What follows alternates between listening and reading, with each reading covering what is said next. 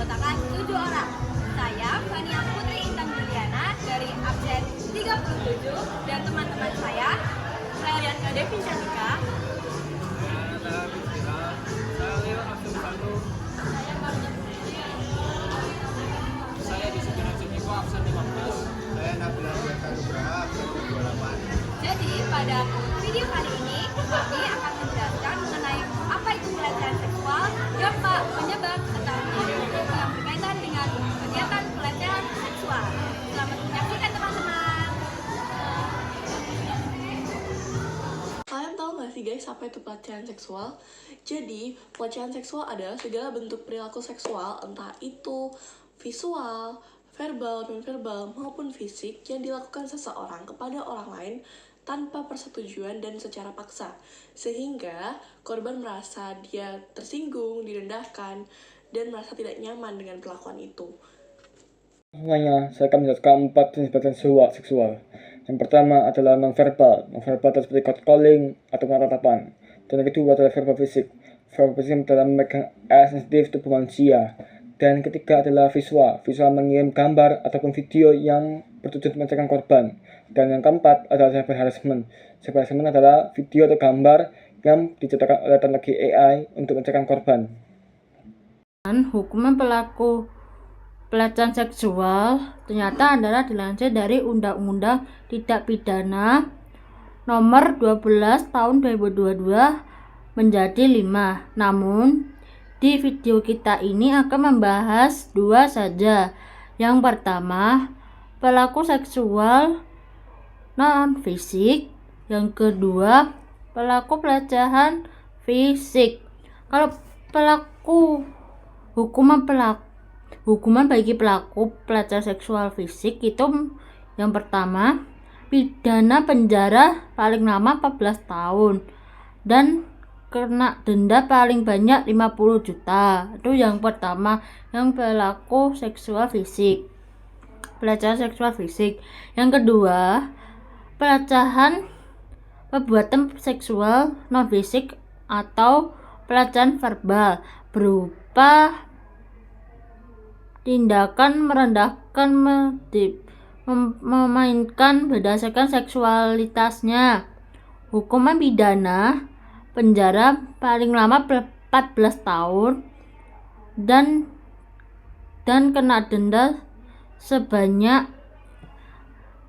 20 juta. Ya udah ya teman-teman, sekian dari aku. Bila ada kata tutur salah mohon dimaafkan. Dadah.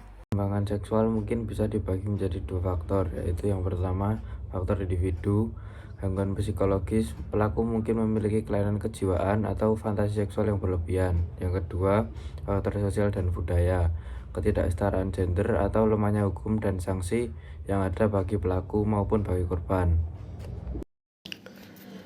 Adapun pelecehan seksual memiliki dampak, yaitu ada 4 macam. Yang pertama, stres dan depresi. Contohnya stres dan depresi itu orang itu memikirkan bahwa dia stres karena nanti akan masa depannya tidak seperti yang dia pikirkan, ataupun tidak punya uang, atau orang tua belum mengetahuinya. Yang kedua, ada trauma. Trauma ketika dilecehkan di suatu tempat dan dia melihat tempat itu, dia akan ketakutan atau seperti flashback melihat masa lalu yang dia dilecehkan oleh orang-orang. Yang ketiga, kehilangan motivasi. Karena dia sudah dilecehkan, jadi dia seperti kehilangan semangat hidup untuk menjalani seterusnya. Dan yang keempat paling fatal, yaitu bunuh diri. Bunuh diri karena dia sudah merasa kotor atau merasa dilecehkan orang-orang, jadi dia tidak seperti wanita lain, maka dia sering berpikiran untuk bunuh diri.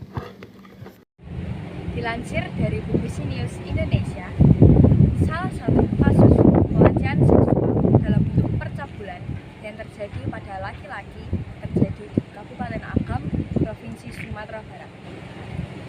Kasus pelecehan seksual atau kekerasan seksual ini menimpa 43 santriwan di Madrasah Tarbiyah Islamiyah Canduang atau yang biasa kita sebut sebagai MTI Canduang.